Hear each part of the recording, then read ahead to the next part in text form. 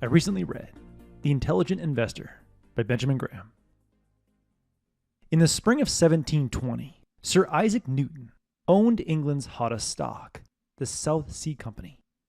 Newton, sensing the stock market was overheating, sold his shares in the company, making a solid 100% profit. But a few months later, he got swept up in the market's wild enthusiasm and bought back in, but this time at a much higher price. The stock crashed, and Newton lost £20,000, which is equivalent to $3 million today. Newton may be the most intelligent human being to have ever lived, but he was far from an intelligent investor. He let the crowd's excitement override his own judgment and smarts, proving that intelligence alone does not make you a good investor. Intelligent investing is less about IQ and more about developing emotional discipline by taming overconfidence, preempting your reaction to events, and understanding Mr. Market. First, an intelligent investor must have confidence, but only if it's properly calibrated. Arguably, the best way to calibrate your confidence is to remember that every investment you buy has someone on the other side who's happy to sell it to you. So before you jump into a new investment, consider, what might the person or algorithm on the other side of this trade know that I don't? This question should prompt you to consider the possibility you might be missing something and create what Graham calls a margin of safety. A margin of safety is a buffer that protects you from substantial losses when things don't go as planned and gives you the best chance of making money in the long run. The first way to ensure a margin of safety is to avoid investing new money in a euphoric market.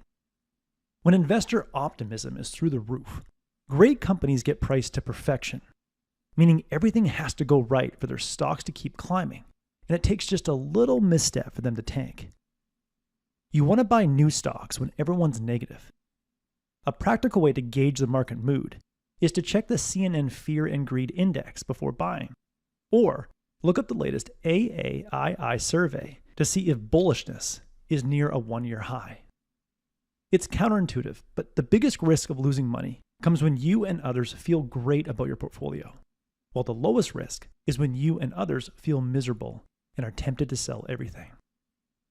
Another way to create a margin of safety is by investing in financially sound companies, as their stock prices have little room to drop. Here are 6 signs of a financially rock-solid company. 1. Over $2 billion in annual revenue. 2. Current assets are at least double current liabilities. 3. Long-term debt is less than working capital, which is current assets minus current liabilities. 4. The company has positive earnings every year for the past decade. 5. Earnings per share growth is at least 33% over the last 10 years, which is about 3% annually. And 6.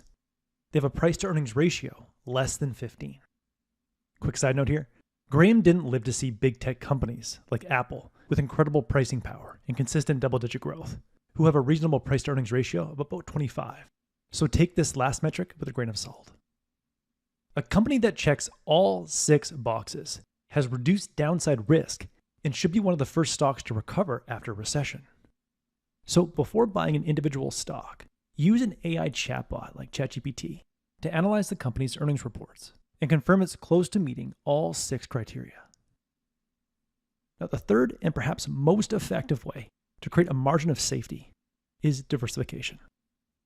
One simple way to diversify is to split the money you plan to invest into 2 assets that have low correlation over any 1-year period, but have historically gone up over any 20-year period. A straightforward example is the total stock market index ETF paired with a long-term government bond ETF. These 2 will tend to act differently over most 1-year periods, but generally go up over the long haul. Diversification works as a margin of safety because as one asset drops, the other can hold steady or rise, thus cushioning your portfolio and giving you a chance to rebalance, like moving funds from bonds to stocks after a market crash. By avoiding overly optimistic markets, choosing to invest in healthy companies, and diversifying, you are becoming an intelligent investor. But if you can't predict how you'll react to an unexpected market downturn, you'll undo all your hard work. Every intelligent investor must be able to predict their reaction when things go wrong. Being down several $1,000s is hard for anyone to stomach, but giving into an overwhelming urge to sell and stop the bleeding is the biggest mistake a long-term investor can make. As author Jason Zweig says, the risk is not in our stocks, but in ourselves. Zweig, who wrote the brilliant commentary in The Intelligent Investor, insists that we all create an investment owner's contract with ourselves. An investment owner's contract looks like this.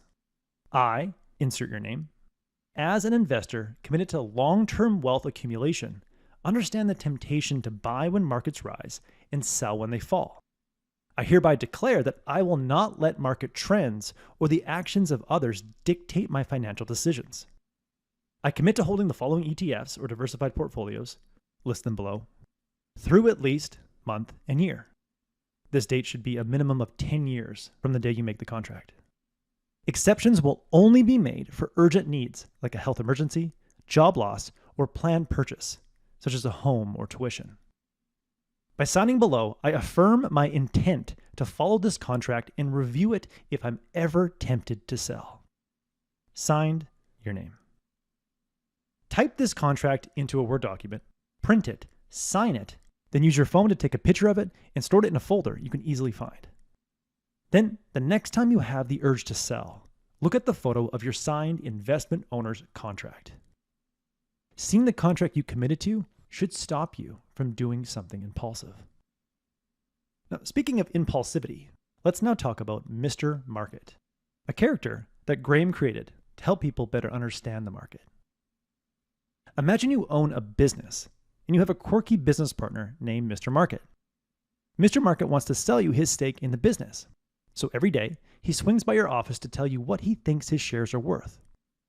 Mr. Market is moody, and on some days, he's overly optimistic and offers a sky-high price. The other days, he's in a funk and quotes you a bargain. His prices swing wildly based on his emotions and not on the actual value of the business. If you're smart, you don't let Mr. Market's ups and downs influence your thinking. You simply aim to understand the true value of your business and only take his offer when it's too good to pass up. Otherwise, you ignore the daily noise and just focus on keeping the business healthy. The risk that Mr. Market presents to every investor is that they persuade them to join their emotional roller coaster and impairs their judgment. One way to counteract Mr. Market's noise is to see the value of your stock portfolio like the price of your home. If you had no intention of selling your house in the next 5 years, would you call your real estate agent every morning to ask the value of your home? Of course not. So why do something similar with your stocks? Remember this analogy the next time you have the urge to check the price of your stocks in your phone, and let Mr. Market impair your judgment and get you to do something you might regret doing. In the end, when you block out the noise of Mr. Market, create a long-term investment contract with yourself, and make new investments with calibrated confidence and a healthy margin of safety, you, my friend, are an intelligent investor. That was the core message that I gathered from The Intelligent Investor by Benjamin Graham. This is a book with age-old wisdom, and it's been updated by Jason Zweig with excellent commentary. I highly recommend it. If you would like a one-page PDF summary of insights that I gathered from this book, just click the link below, and I'd be happy to email it to you. If you already subscribe to the free Productivity Game email newsletter, this PDF is sitting in your inbox. If you like this video, please share it. And as always, thanks for watching, and have yourself a productive week.